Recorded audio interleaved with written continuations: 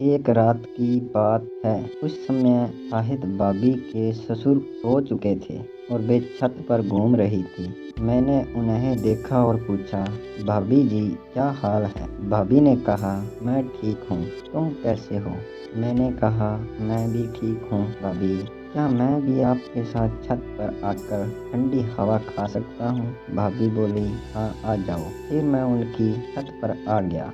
जैसे ही मैं भाभी जी की छत पर गया, उन्हें मुझसे पूछना चालू कर दिया, तुम कैसे हो, क्या कर रहे हो आजकल? मैं बोला, भाभी जी कुछ नहीं, आजकल मैं एक होटल में जॉब कर रहा हूँ। ऐसे ही हमारे बीच में कुछ देर तक बातचीत चलती रही। उसके बाद मैंने भाभी जी से टैक्स वाली बातें शुरू करना स्टार्ट किया। उन्होंने मुझे कहा, भाभी जी आपके हस्बैंड तो यहाँ रहते नहीं हैं, तो फिर आप अपने को कैसे शांत करती हो? यह सुनकर भाभी जी थोड़ी देर के लिए तो अवाक हो गई। फिर उन्होंने मुझसे कहा, यह किस तरह की बात कर रहे हो?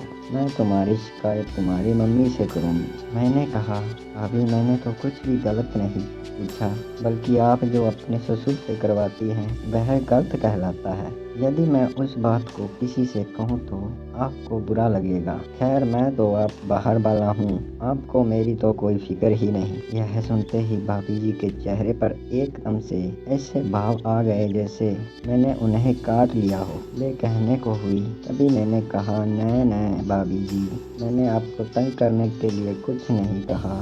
वो तो बस उस दिन रात को देखा था तो मन हुआ कि आपसे बात करूं। क्या मैं भी आपकी कुछ मदद कर सकता हूं क्या? और बस यही सोचकर वीडियो भी बना ली थी ताकि आपको यह न लगे कि मैं फर्जी बात कर रहा हूं। यह कर मैंने अपने मोबाइल में उनकी पिटाई की वीडियो चलाकर मोबाइल उनके हाथ में दे दिया। भाभी अपनी पिटाई की फिल्म देखने लगी और उनके चेहरे से रंग उड़ गया। तभी मैंने कहा, आप चाहो तो इसे डिलीट कर सकती हो, मैं आपको कभी परेशान नहीं करूँगा। बस एक बार अपने मन की बात कहना चाहता था कि मुझे भी आपके साथ सेक्स करने का मन है। यदि आप चाहें तो मैं आपकी सेवा कर सकता हूँ। मैं आपकी गोपनीयता को भी किसी के सामने उजागर नहीं करूँगा और मैं आपके ससुर से ज़्यादा काबिल साबित हो सकता हूँ। जैसे ही मेरा लंड खड़ा हुआ, मैंने उन्हें कहा कि भाभी अब सीधा होने का मन कर रहा है। तभी भाभी झड़ गई।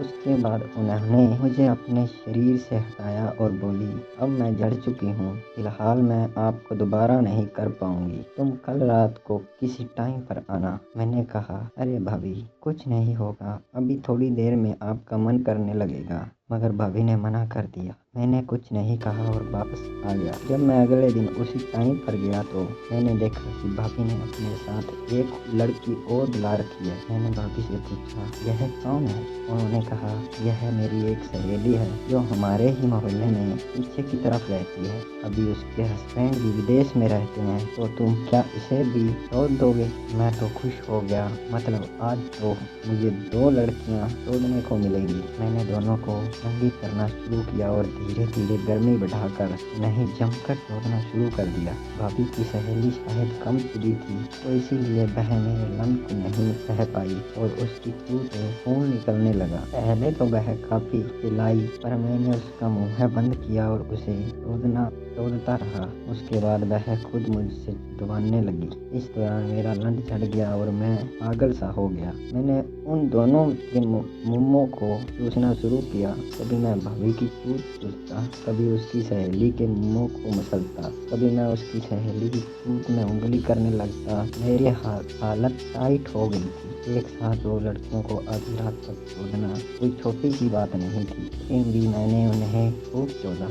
अब तो भाभी मेरे परमानेंट सेटिंग हो गई। मैं अपनी जॉब पर जाने से पहले उनकी सहेली को पेल कर जाता था, क्योंकि उस समय भाभी के ससुर अपनी दुकान पर गए होते थे और उनकी सहेली को भी दिन में आने में सहूलियत मिलती थी। काम पर जाते वक्त सहेली की चूत सुधाई और जॉब से वापस आते समय भाभी की चूत की सेवा करने लगता था, क्योंकि उस समय भाभी के ससुर सो जाते थे। दोस्तों, आपको मेरे मोहल्ले वाली प्यासी जवान भाभी की कहानी कैसी लगी? प्लीज़ कमेंट में ज़रूर बताना और एक प्यारा सा लाइक ज़रूर करना और इसी तरह की और कहानियाँ सुनने के लिए हमारे चैनल को सब्सक्राइब ज़रूर करना। धन्यवाद दोस्तों।